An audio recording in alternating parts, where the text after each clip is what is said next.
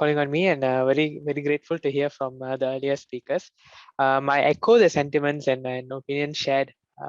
by the panelists earlier, and so would not like to uh,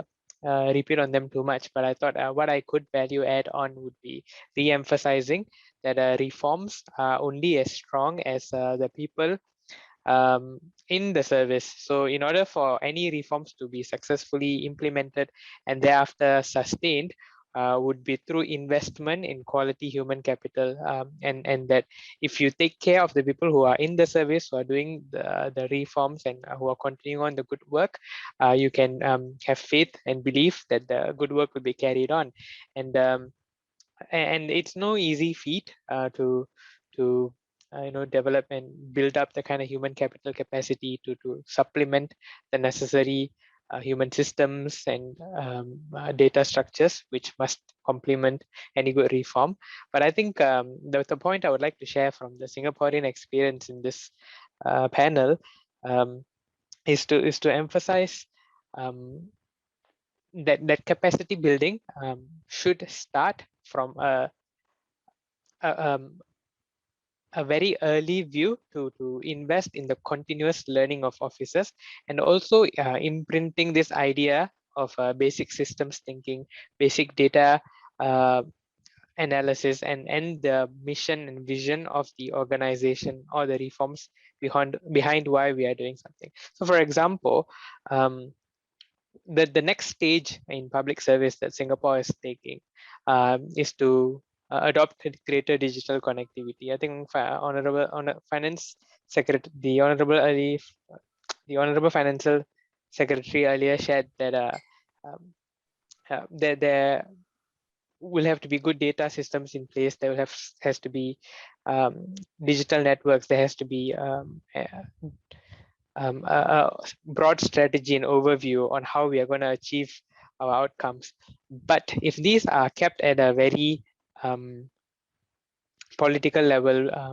without the understanding and the need and the message seeping through to the officers who will have to abide by the mission and vision, I believe the success rates may not be as high as we would like to envision in a reform. So before you embark on a reform, you need to get the buy-in and the support of the officers in place, and this will require educating them, inculcating these values at a very deeply penetrative level. One of the ways that Singapore does this is through Singapore Civil Service College, where the officers in charge of part of the admin service, the public service, undergo regular and continuous learning and processes to take on both their own capabilities and build up their capacities in policy making, in operations, in communications, and at the same time adopt a broader strategic system level thinking. So these have to go hand in hand when you are considering reforms, building up the capability and capacities of your officers while balancing their efforts with the broader goal and outcome. We felt this to bear fruit and would be something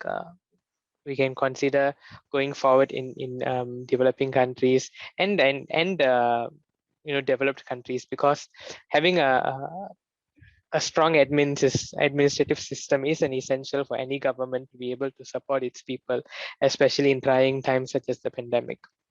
And the second challenge we will see is the rising technological disruption and the impact on its impact on how we live and we work. And once we have the foundations of having strong people and encouraging and inculcating these values underpinning the civil service, and also the values as to continuously learn and adapt, then we can move on into tapping on the potential and prowess of digital connectivity. And one of the ways that certain specific key goals and reforms can be done is to create without adding on to higher levels of bureaucracy and structures, is to create certain strong governing bodies with a strong mandate, flexibility, and decision-making power to push for these changes. For example, we have a Smart Nation and Digital Government Office, which is putting forward Singapore to be one of the pioneering countries in approaching a more digital approach or trialing new methodologies and resources. And with this kind of like key stakeholders who have the responsibility, the public accountability, and political accountability to deliver targets,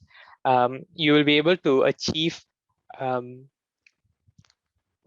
very measured, realistic,